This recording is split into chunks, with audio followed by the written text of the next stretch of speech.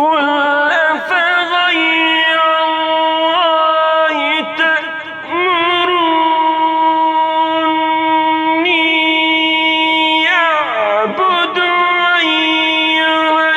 الجاهلون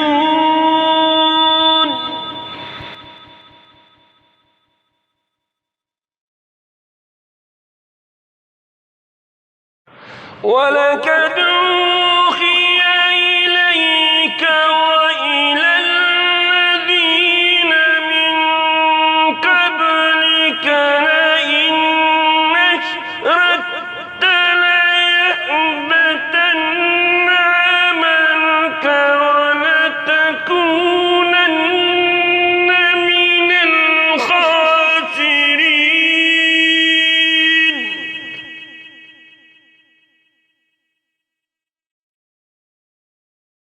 بل الله فاعبد وكن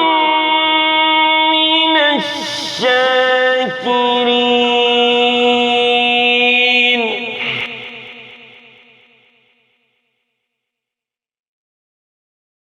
وما قدر الله حق قدره والأرض جميعا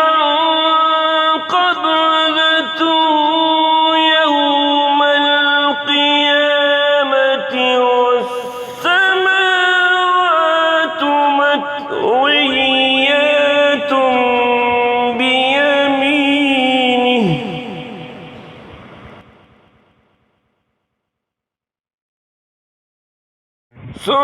سبحانه وتعالى عما يشركون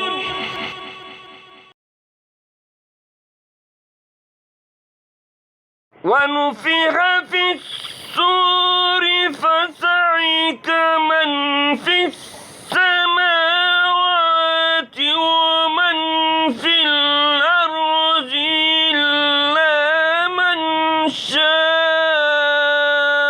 الله ثم نفخ فيه أخرى فإذا هم قيام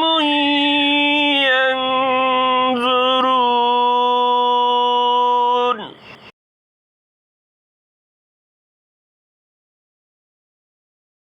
وأشرقت الأرض بنور ربها ووضع الكتاب وجيء بالنبيين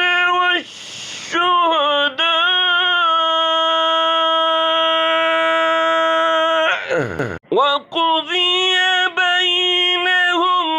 بالحق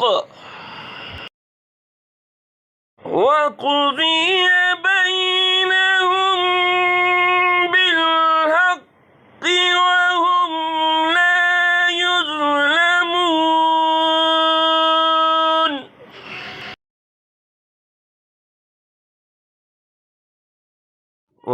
ووفيت كل نفس ما عملت وهو أعلم بما يفعلون وسيق الذين كفروا إلى جهنم زمرا